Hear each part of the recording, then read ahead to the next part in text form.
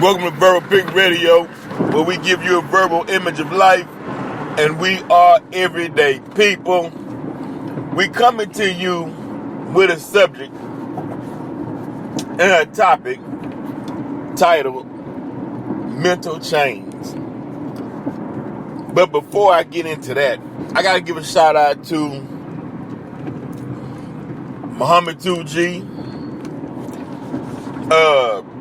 Sister Cliche out of Houston, Texas, Brother James, Brother Miles, Half Pint.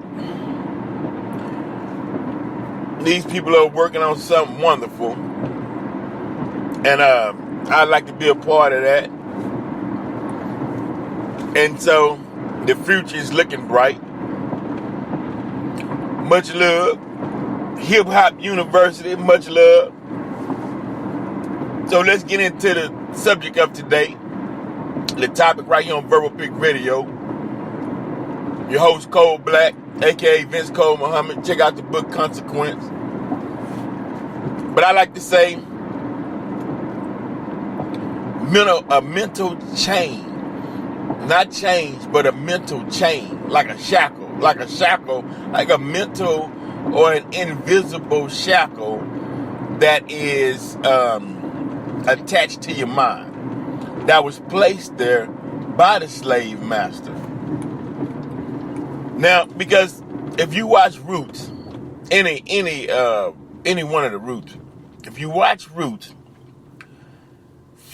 the physical shackle, the actual ironclad, the iron shackle that was on, let's say, Kunta Kinte's ankles, that still was not enough to make him a slave. It's just physical bondage. But if your mind desires freedom, you steady thinking, you're looking up, down, left, right. You trying to find a way that where you can calculate freedom. You might see see a small opening where you make a break for it. Jump into one of the rivers and hope you can catch a log and float downstream. Whatever, but your desire and your journey, destiny is to be free. Or you might see a slave master with a weapon. You might think you can rush him, take that weapon, shoot your way to freedom. Because your mind desires freedom. So, what did they do to kill that desire? They had to go into the mental stages of it. They had to break a man and woman mentally in order to make them a better slave and to make them accept servitude when your ancestors, your mothers, your fathers, grandparents been free for millions of years. Now you have to adapt to or try to mentally cope with a new way of life. So what we have here is systems that was created to make a person, a slave, better by breaking them mentally. And they use several methods. You had to Willie Lynch. Compare breaking a slave, compare that to as one would break a horse. So they can be easily ridden. They had methods of starvation. They had methods of doing brutal acts in front of, like, let's say they tie a man to one end of two horses, have him going in the opposite direction, split the man in two in front of his family, and in front of all the onlookers or the potential people that they were going to make slaves out of. Once they watched that, they submitted. Or they cut the baby out of the pregnant woman, split her stomach open, watch the baby fall out, then crush the skull of the baby's head with the heel of their wicked boots. That was their method of making a slave. Mentally, psychologically, putting you into a certain type of fear and submission. That goes into what we interviewed Miss Jasmine Blue on post-traumatic slave disorder. Okay, now another method they used was white Jesus. White Jesus was used to make the slaves submit to their brand of Christianity. And it also made them think, well, if I rebel or if I fight, if I rebel or fight a white man, I'll be fighting white Jesus. Or let's say white Jesus is could be a lineage to this white man. It could be his bloodline. I don't want to fight Jesus because we know the stories of Jesus in some parts of Africa. Let's say Ethiopia, Coptic Christians. Then some parts of Africa never even heard of Jesus. So, okay.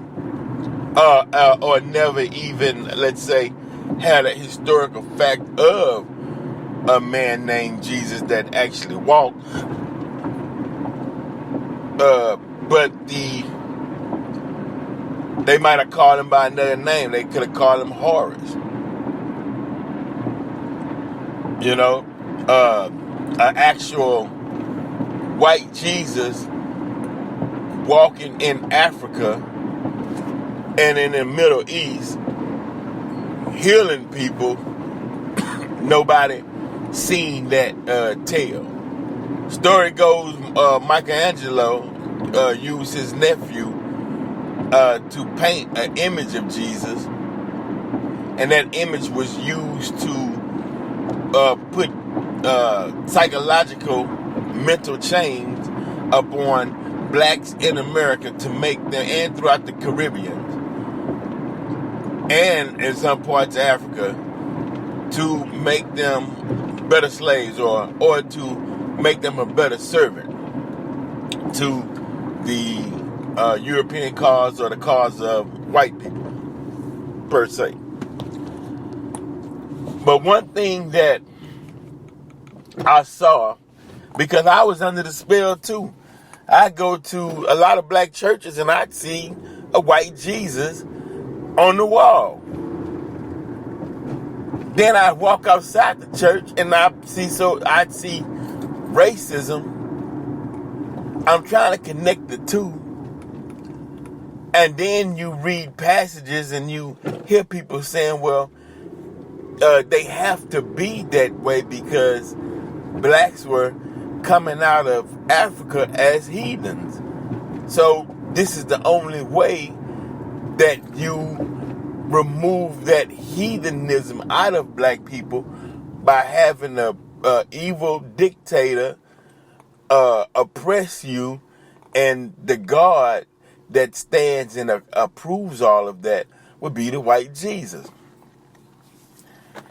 But then it's hypocritical, because when you do the research, the study doesn't match. When you go back to Africa and you see, okay, well, the first university was in Timbuktu, how is that heathenist? Then you go back and dig further and you find out that the origin of civilization is in Africa. How is that heathenist? Then you find out mathematics, science, trade, astronomy, astrology, that all came out of Africa, and you saying, wait a minute, man. How in the hell is all that heathenist? Then you go back and you research Europe. The Moors had to go save the Europeans out of the Dark Ages. How is that heathenist? So now we trying to figure out, well, who concocted the lie in order to move their agenda forward. Then you start researching Constantine and this new form of Christianity and this cross in which he was going to rule with all over the world. And you're saying, okay, wait a minute. You know, things starting to add up now. It was all a hoax. But still, excuse me, but still within that hoax, how do you break 400 years at the time, 420 some odd years at the time of Revelations, when the Revelations was coming to me at that time, or at that age? How can you break 420 years of indoctrination and planting seeds of psychological slavery with the white Jesus? So a brother gave me a videotape, this back when the VCRs was rolling, of Dr. Khalid Muhammad. Brother Khalid, I believe, was in New Orleans. He was debating a white priest over Jesus. And Dr. Khalid had some pictures in a glass frame of a white Jesus. And Brother Khalid slammed the pictures on the ground to where the glass bust. But Dr. Khalid said, take these white people off your wall. I believe he said crackers though.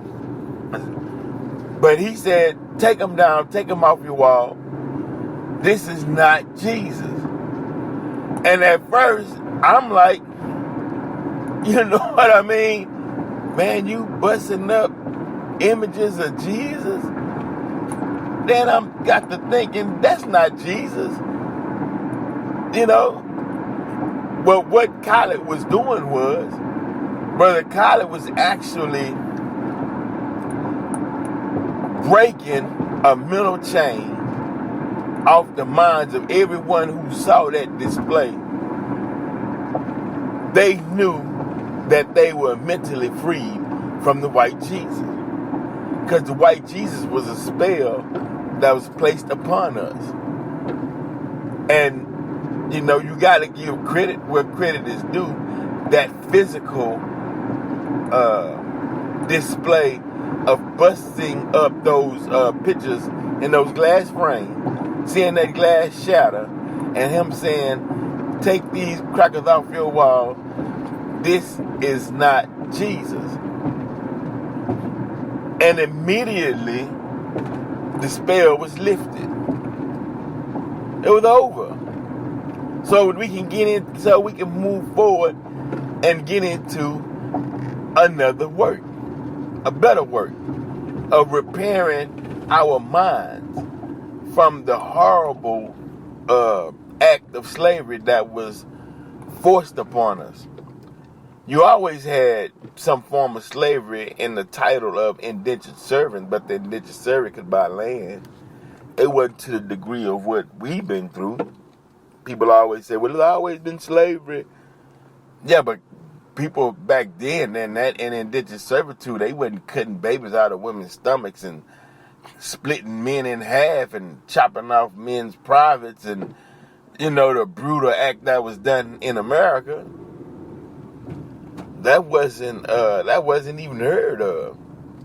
And we just dealing with facts, actual facts that you all can go look up for yourselves and find out all of this to be true. So go do your research. They Googling nowadays. Or if you have the books, it's in your books. Go check things out. But that mental form of slavery was worse than the physical. I mean, imagine a people who came from a rich past. I mean, black people and traveled all through Africa, from Egypt to all the majority of the world's natural resources. I mean, a beautiful place to be drug in some parts of America in the harsh cold, winter, snow, adapting to this new reality, this new language, new food. You're throwing hog at us and chitlins and, all kind of evils from your diet till your diet was, they gave you evil diet. They gave you evil treatment. They gave you evil knowledge that worked against you every step of the way. That's ridiculous. And so the problem we're facing today, and it's not a problem, it's a obstacle. The obstacle that we face today is the fact that we're climbing up a mountain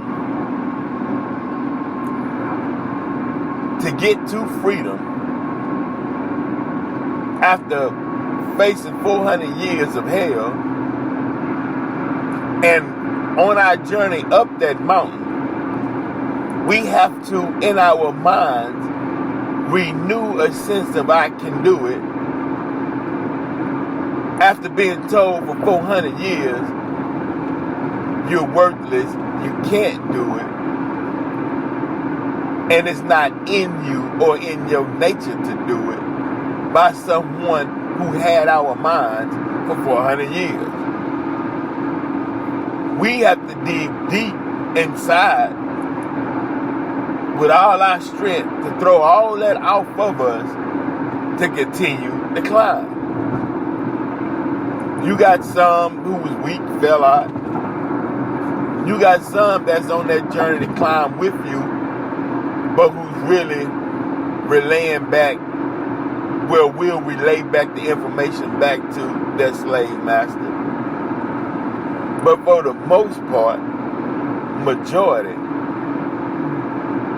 are on that climb for freedom because they want expression of what God gives them, and they want the free range to express it without being hindered by somebody else's racism or how they feel or their insecurities.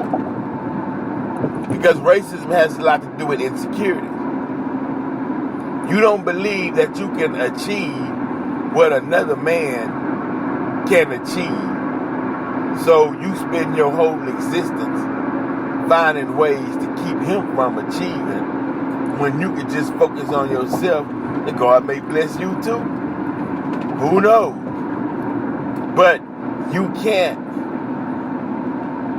get in the way of progression, because progression will roll right over you, because the universe is free,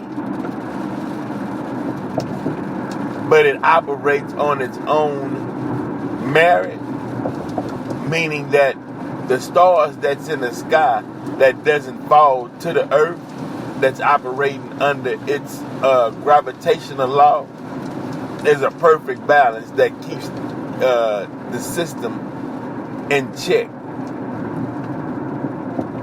So that goes with individuals. The universal law that governs man, if applied, will lead man to self-check, but freedom or free at the same time. Verbal Pick Radio. We out. Tune in a little later. We will be discussing different topics. Trying to keep my boy low key on. Drop some of that metaphysical knowledge. Once again, big up Sister Cliche, Muhammad 2G, Boys from the 6,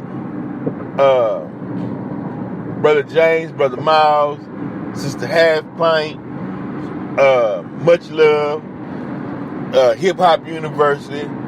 Y'all, we keep moving, keep building. Much love, Brother Robert Muhammad, Dr. Robert Muhammad, Marcus Mudd. Hey, we on the move. Verbal Pick Radio, everyday people. And we out.